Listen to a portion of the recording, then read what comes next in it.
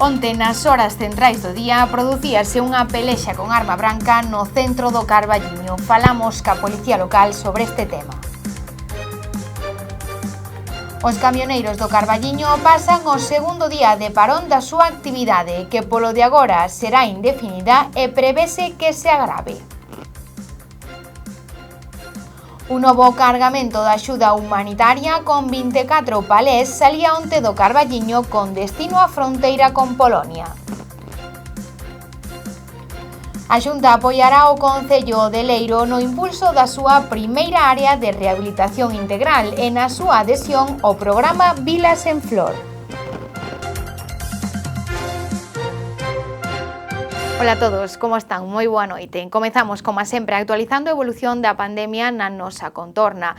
Aínda que a comunidade galega segue a presentar novos contaxios, presentando un lixeiro repunte, por exemplo, o Carballiño está estabilizado nos 62 contaxios, descendendo o número dos pasados días. O Concello do Carballiño conta hoxe con 62 contaxios, descendendo os casos activos. San Cristovo de Cea conta con 19, Boborás conta con 10, San Amaro e Maside contan con 8 cada un deles, Piñor conta con 5 e Oirixo con 4. Beariz e Punxín están libres de COVID.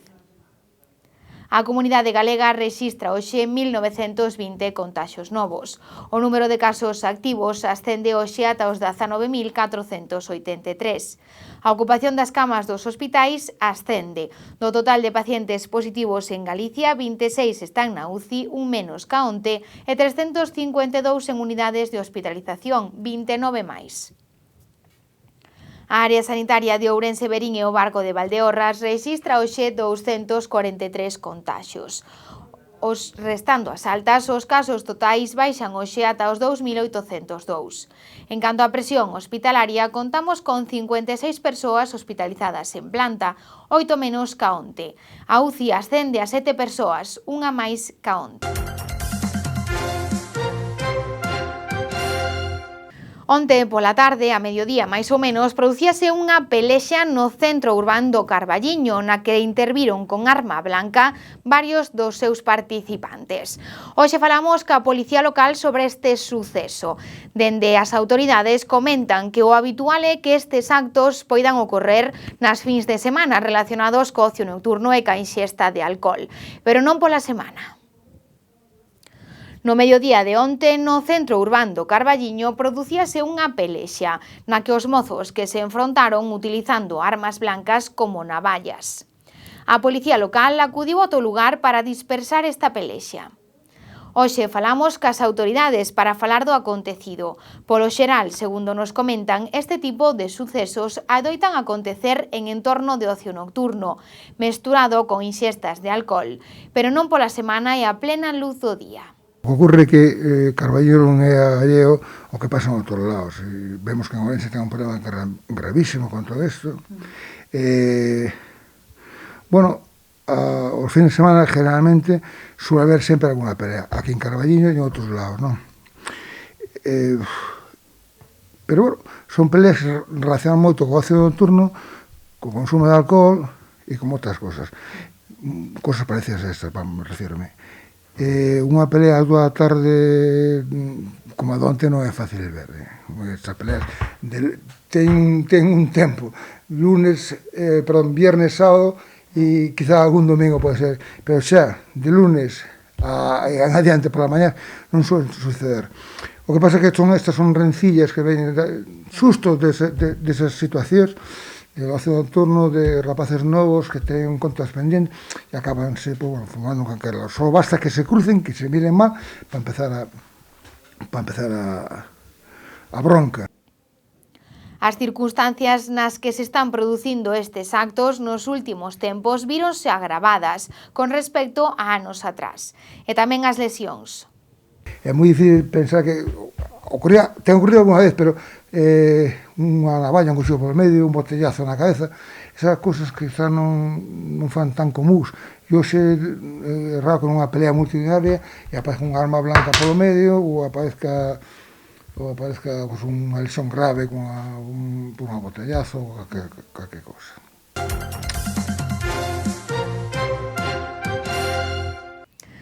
E hoxe foi o segundo día de parón indefinido para os camioneiros do Carballiño e da súa contorna. Reclaman medidas para frear o aumento descontrolado do prezo do combustible e tamén medidas para poder facer o seu traballo. Onte pola mañá comezaba un parón indefinido da man dos camioneiros e transportistas do Carballiño e da súa contorna. O seu obxectivo é paralizar o sector para reclamar un traballo digno, que se está a converter en imposible ca suba descontrolada do carburante, entre outros incrementos dos servizos que están acontecendo. Polo momento, non falla o suministro de ningún ben de primeira necesidade. No caso dun parón máis restrictivo, quedarán garantidos os servizos básicos. Como se dixen ayer, hasta que se consiga algo, e senón tendremos que parar para sempre. Home, do pequeno e mediano transportista si estamos tendo moito apoio. O que non hai apoio das grandes empresas de Ourense, que, bueno, tenen moitos amenazados a moitos transportistas e obliganlle a salir, senón amenazanos que os botan fora. Onte pola noite os camioneiros do Carballiño e da contorna desprazábanse ata Coren, en Santa Cruz de Rabaldo, para informar activamente os seus compañeiros de traballo transportistas que saían nese turno, que finalmente deron a volta voluntariamente. Sí, ayer fomos a Santa Cruz como piquetes informativos, bueno, todo saliu mellor do que pensábamos, porque tanto os chóferes como a Policía Nacional deixounos facer un piquete informativo e por voluntarios, por voluntad propia, decidiron dar a volta e non saliron a traballar.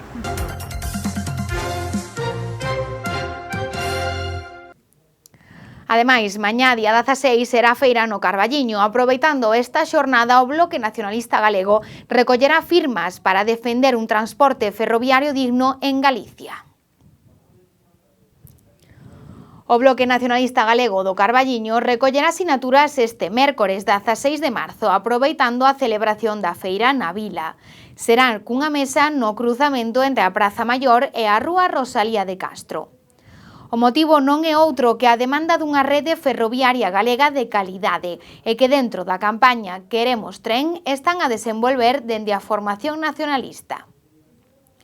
Piden que a Xunta de Galicia asuma todas as competencias en materia de ferrocarril interior, a recuperación das paradas de tren ali onde haxa apeadeiros ou estacións, que o tren sexa considerado un servizo público, básico, universal e económicamente sustentable ou a mellora da oferta horaria para facilitar os desprazamentos de estudos e traballo, entre outras medidas.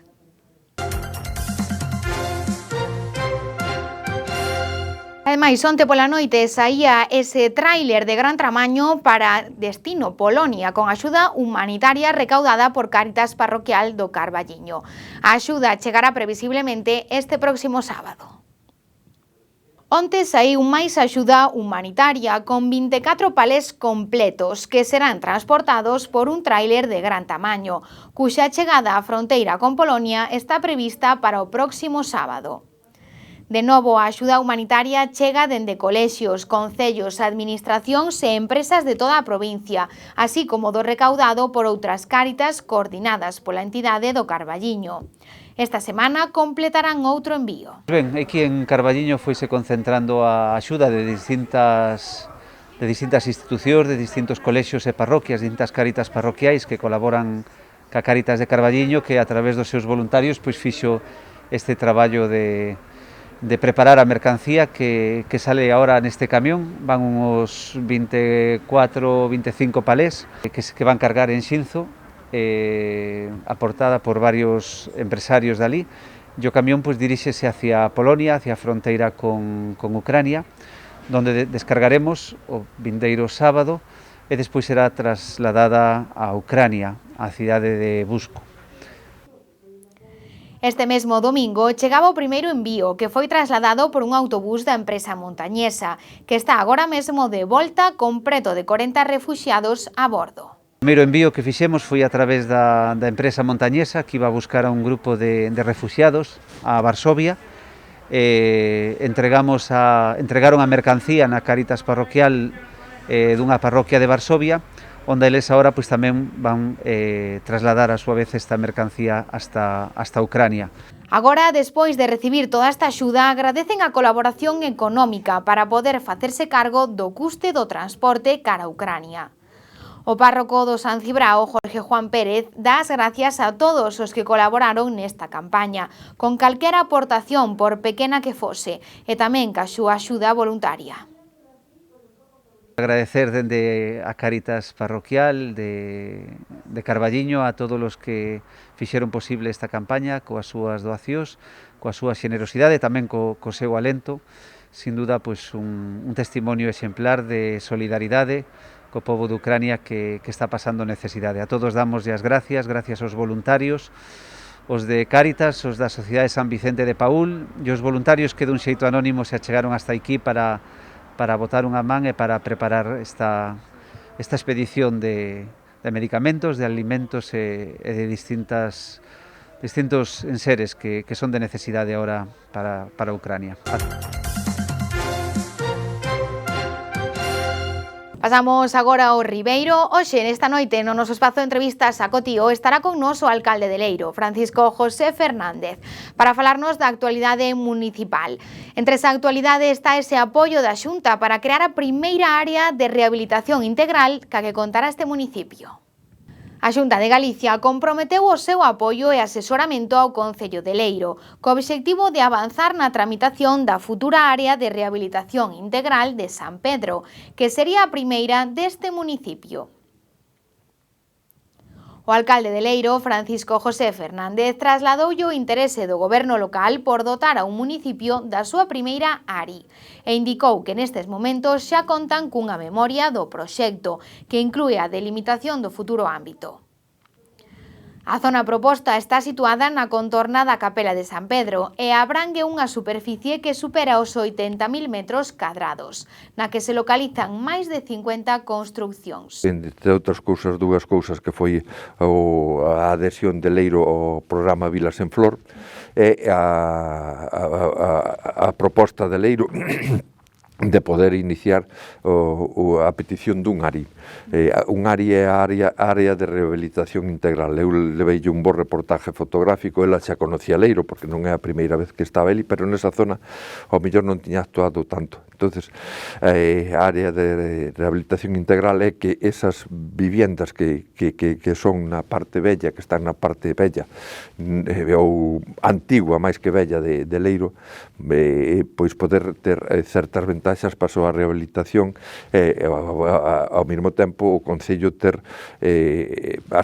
posibilidade de rehabilitar as calles. As calles en Leiro nesa zona están bastante ben rehabilitadas, falta moi pouquiño por rehabilitar, e si o ARI, pois, bueno, eu creo que teremos posibilidades de conseguilo, porque unha das características é que houvese al menos 50 viviendas, e eu entendo que temos máis de 100 aí nesa zona.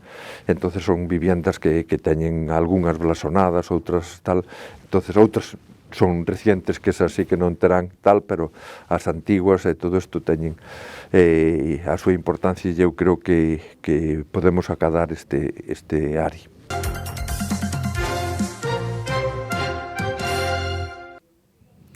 E seguimos agora en Ribadavia. O Concello fíxose ca titularidade dun novo solar no casco histórico. Procederán agora a súa rehabilitación. O Concello de Ribadavia recuperará un novo espazo público na zona monumental. Nesta ocasión será na Praza García Boente. Dende o Concello estáse redactando un proxecto técnico que aborda a recuperación deste espazo. Falamos dun espazo con 77 metros cadrados de superficie situado no cruce da Praza García Boente e Rúa Santiago, ao carón do Museo Etnolóxico. O solar actual é froito dunha demolición dun inmoble antigo fai 2 décadas, que se foi degradando co paso do tempo e que dende entón converteuse nun espazo abandonado de silvas e lixo. O Concello quere actuar ca maior dilixencia posible e realizar tarefas urxentes de mellora. Así, nunha primeira fase, débese proceder á súa limpeza, así como realizar a impermeabilización dos muros medianeiros, pois as vivendas colindantes vense perxudicadas por humidades.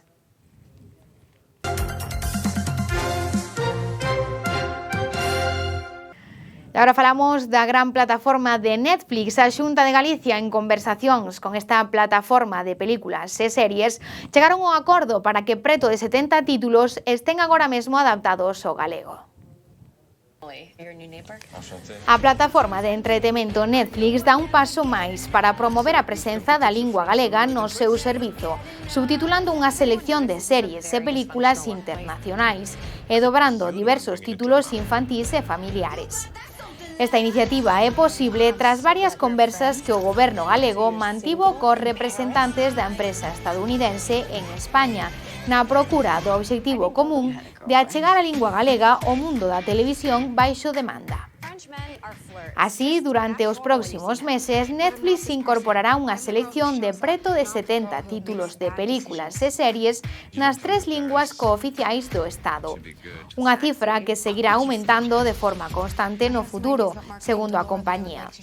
En total, esta selección supón unhas 600 horas de películas e series internacionais con subtítulos e unhas 60 horas de contidos para nenos e familias dobrados ao galego.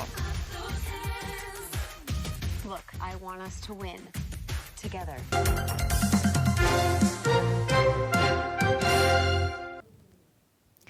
E hoxe é día 15 de marzo e o Día Mundial do Traballo Social. Las personas desarrollen plenamente sus potencialidades, enriquezcan sus vidas y... Esta data busca render homenaxe a unha labor que crea unha realidade moito máis positiva nos diferentes grupos sociais que conforman un país. Un traballador social é a persoa que detecta a realidade da comunidade, busca solucións aos seus problemas, pero tamén aproveita as oportunidades do entorno para facer que as familias, veciños ou membros dun conxunto social vexan unha mellora positiva na súa realidade.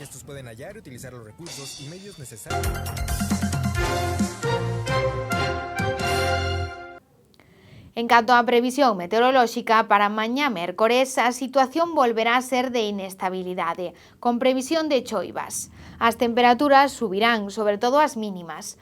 No Carballiño estarán en 6 grados e máximas de 15. Na capital do Ribeiro, mesma situación meteorolóxica, con temperaturas mínimas nos 8 grados e máximas de 17.